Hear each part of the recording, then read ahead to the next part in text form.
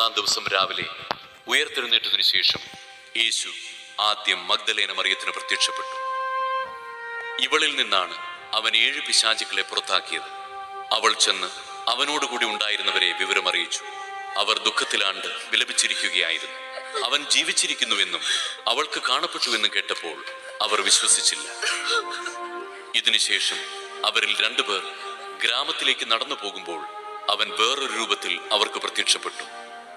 അവർ പോയി ബാക്കിയുള്ളവരെ വിവരമറിയിച്ചു. അവരെയും അവർ വിശ്വസിച്ചില്ല. പിന്നീട് അവർ 11 പേർ ഭക്ഷണത്തിനിരിക്കുമ്പോൾ അവൻ അവർക്ക് പ്രത്യക്ഷപ്പെട്ടു.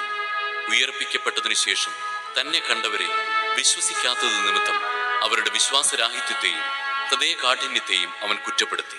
അവൻ അവരോട് പറഞ്ഞു, നിങ്ങൾ ലോകമെങ്ങും പോയി എല്ലാ സൃഷ്ടികളോടും സുവിശേഷം പ്രസംഗിക്കുക.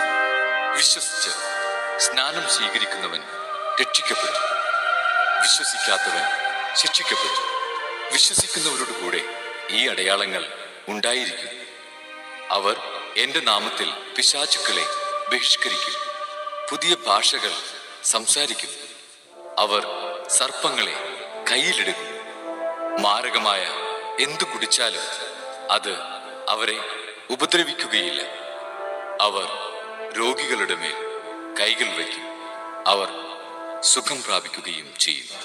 കർത്താവായ യേശു അവരോട് സംസാരിച്ചതിനു ശേഷം സ്വർഗത്തിലേക്ക് സംവഹിക്കപ്പെട്ടു. അവൻ ദൈവത്തിന്റെ വലത്തുഭാഗത്ത് ഉപവിഷ്ടനായി. അവർ എല്ലായിടത്തും പോയി പ്രസംഗിച്ചു. കർത്താവ് അവരോടുകൂടെ പ്രവർത്തിക്കുകയും അടയാളങ്ങൾ കൊണ്ട് വചനം സ്ഥിരീകരിക്കുകയും ചെയ്തിരുന്നു.